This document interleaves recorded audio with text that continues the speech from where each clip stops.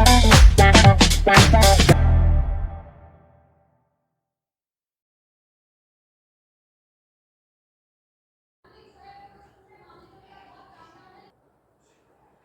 Students, real numbers part 1 chapter 1 10th class.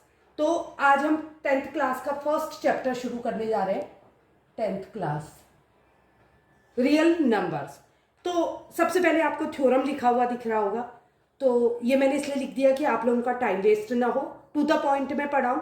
तो मैं पहले थ्योरम नहीं पढ़ा रही हूँ, पहले आपको इंट्रोडक्शन करवाऊंगी, उसके बाद हम थ्योरम में आएंगे। तो रियल नंबर्स क्या होते हैं, सबसे पहले मैं एक प्रोसेस दिखाती हूँ आपको।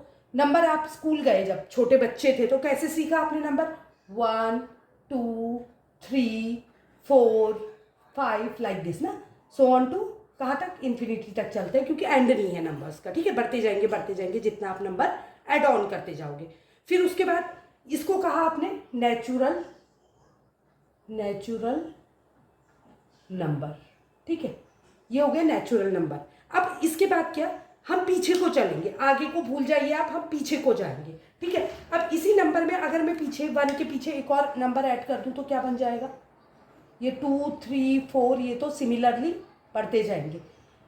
बट अगर मैं पीछे इसके एक और ऐड कर दूं नंबर तो ये क्या कहलाएगा, होल नंबर। आप ऐसे याद कर लीजिए, होल की स्पेलिंग HOLE होती है, बट ये होल है, कंप्लीट नंबर।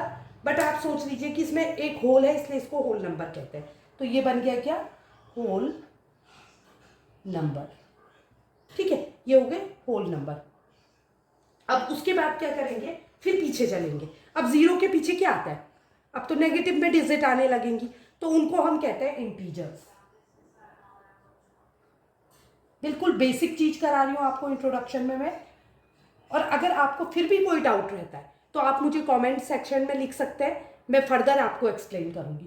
तो यहाँ पर को आप कुछ भी ले सकते हैं, -3, ये भी बढ़ते जाएगा, -2 -1 then 0 1 2 3 so on to infinity. तो ये हो गए इंटीजर्स। तो पहले टाइप के नंबर जो आप सबसे पहले स्कूल गए थे, आपने नेचुरल नंबर सीखे।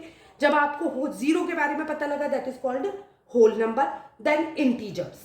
ठीक है, उसके बाद आता है, पिछले 9th में आपने पढ़ा था रैशनल नंबर्स के बारे में।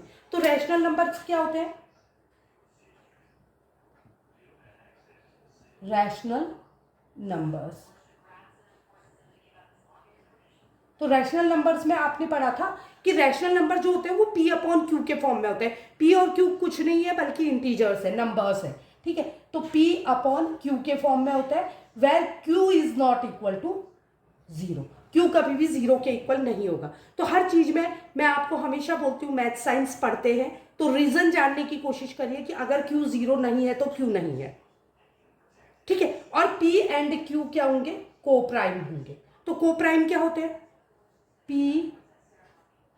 एंड Q आर को प्राइम्स।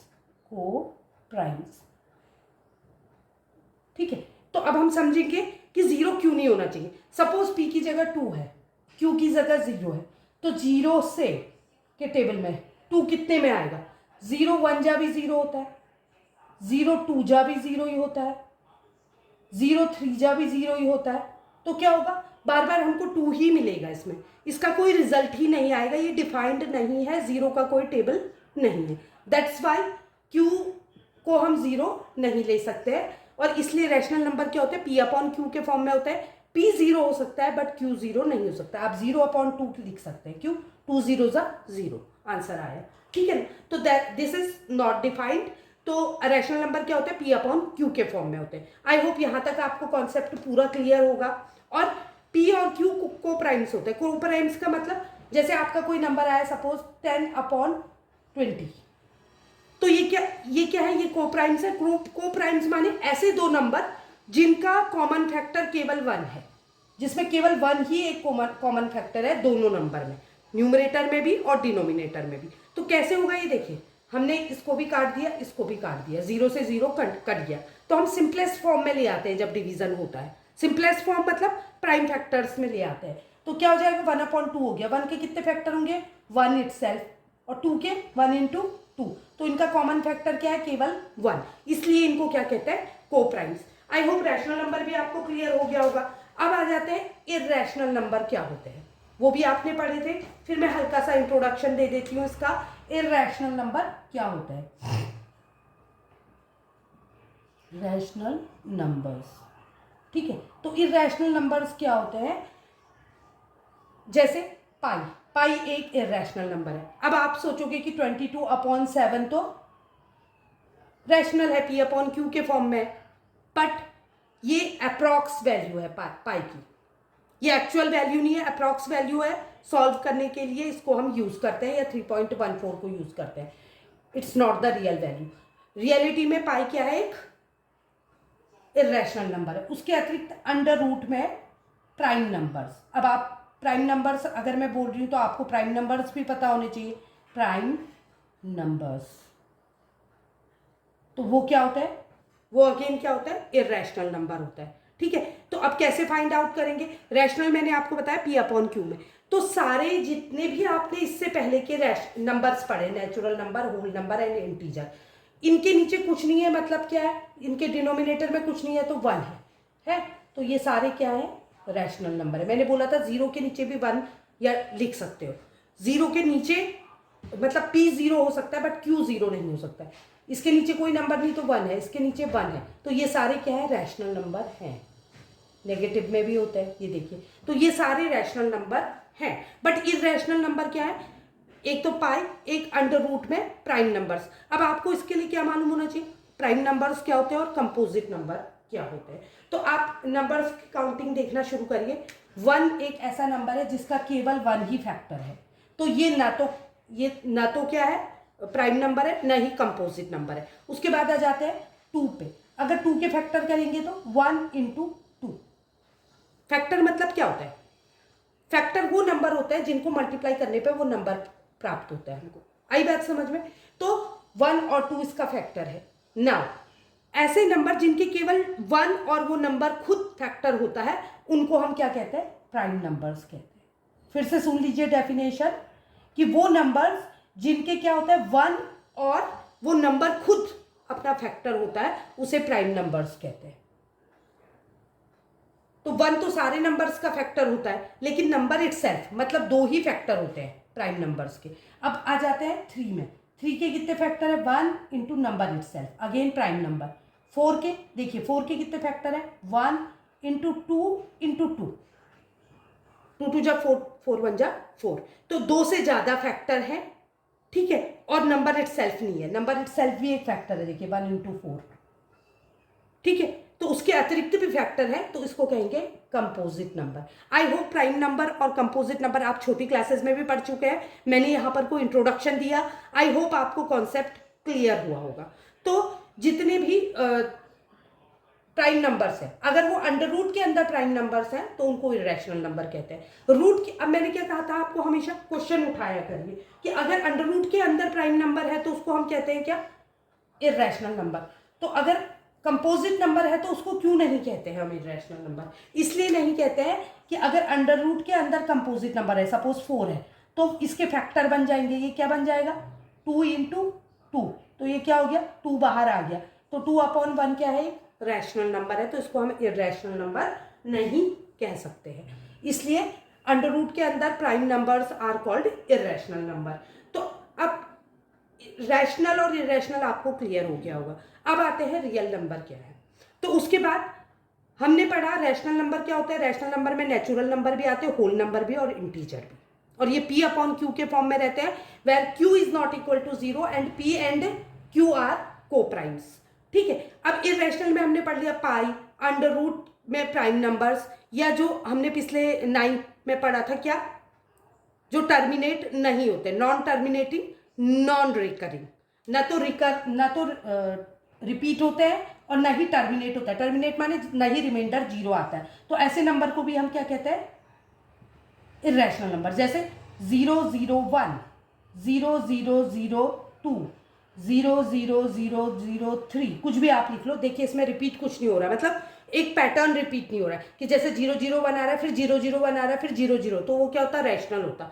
इसका मतलब क्या, ये खत्म नहीं हो रहे हैं, न तो टर्मिनेटिंग है न ही रिपीटिंग है, तो इनको भी हम क्या कहेंगे, इर्रेशनल नंबर कहेंगे। और रैशनल नंबर और इर्रेशनल नंबर को टुगेदर क्या कहते हैं हम, रियल नंबर। तो आई होप आपको रियल नंबर समझ आ गया होगा कि रियल नंबर क्या है, रैशनल और इर्रेशनल नंबर से मिलके किसका फॉर्मेशन होता है, रियल नंबर का फॉर्मेशन होता है। यहां तक का अगर आपको कॉन्सेप्ट समझ आ गया है तो अब हम यहां पर को थ्योरम 1.1 पढ़ेंगे एनसीईआरटी की बुक से। तो क्या है ये theorem, fundamental theorem of arithmetic. तो क्या कहता है fundamental theorem of arithmetic, every composite number. अब कंपोजिट नंबर आपको क्लियर है क्या है, जिनके दो से अधिक फैक्टर्स होते हैं, those are called composite number.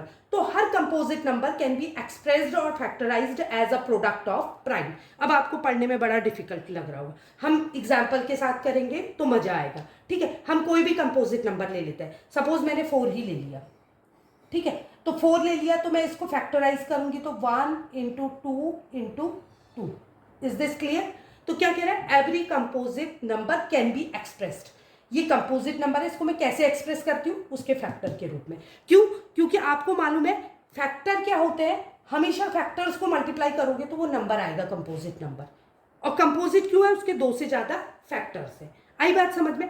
तो ये प्रोडक्ट ऑफ प्राइम है, इसको हम 1 इंटू 4 भी लिख सकते थे, बट यहां पर को किसकी बात कर रहे हैं, प्रोडक्ट ऑफ प्राइम्स। प्राइम मतलब प्राइम फैक्टर्स। इनको ऐसे फैक्टराइज करना है हमको कंपोजिट नंबर को कि वो प्राइम बन जाए। तो ये प्राइम है, इसका फर्दर फैक्टराइजेशन नहीं होगा, 1 और नंबर इटसेल्फ आएगा, इसलिए इसको ना लेके हम 1 इंटू 2 इंटू 2 को लेंगे। तो and this factorisation is unique. अब यूनिक वर्ड क्यों यूज किया गया, यूनिक माने अपने में केवल एक, और कोई नहीं बनेगा। जैसे मैं आपको फिर एग्जांपल देती हूँ, जैसे 10 लिखा मैंने, तो 10 को अगर मैं 2 इंटू 5 लिखूँ तो क्या कभी 11, 12, 13, 14 कुछ आएगा, 13, 4, 3 कुछ ऐसे नंबर आएंगे। 2 इंटू 5 चाहे आप कहीं करो, यूनिवर्स में कहीं भी जाके करो, इसका रिजल्ट हमेशा 10 आएगा। तो ये अपने आप में यूनिक है कि नहीं, ये प्राइम फैक्टर्स है, प्राइम नंबर्स है, और इनका प्रोडक्ट यूनिक है। ठीक है, और इसको मैं 2 इंटू 5 की जगह अगर 5 इंटू 2 भी कर देती हूँ तो भी 10 ही आएगा। ये हमने बचपन में पढ़ी थी, क्या, कम्यूटेटिव प्रॉपर्टी ऑफ मल्टीप्लिकेशन। मतलब मल्टीप्लाई करते समय अगर नंबर के सीक्वेंस को मैं चेंज कर देती हूँ तो उससे प्रोडक्ट में कोई असर नहीं पड़ता, रिजल्ट वो ही आएगा। और यूनिक क्यों कहा गया, क्योंकि फैक्टर को अगर हम मल्टीप्लाई करेंगे तो वो ही नंबर आएगा, कोई और नंबर नहीं आएगा, इसलिए इसको यूनिक कहा गया है। तो अब मैं आपको ये थ्योरम फिर से समझाती हूँ। Fundamental theorem of arithmetic says every composite number can be expressed और factorized as a product of primes. हर कंपोजिट नंबर को फैक्टराइज किया जा सकता है, उसके टुकड़े बनाए जा सकते हैं, कैसे, प्राइम के फॉर्म में। हम बिना प्राइम के भी बना सकते हैं, 1 इंटू 10 भी लिख सकते हैं, इसको 1 इंटू 4 भी लिख सकते हैं, लेकिन प्राइम के रूप में बनाए। This factorisation is unique. और ऑब्वियसली ये फैक्टराइजेशन क्या होगा, यूनिक होगा। क्यों? क्योंकि इसका रिजल्ट हमेशा वो नंबर आएगा। ठीक है, कौन सा number, composite number. Apart from the order, order से कोई फर्क नहीं पड़ता किस ऑर्डर में आपने इन प्राइम फैक्टर को रखा है, क्योंकि इनका रिजल्ट हमेशा यही आएगा। यही है fundamental theorem of arithmetic. I hope आपको वीडियो पसंद आया होगा। अगर पसंद आया है तो लाइक, सब्सक्राइब और शेयर करें। Thank you.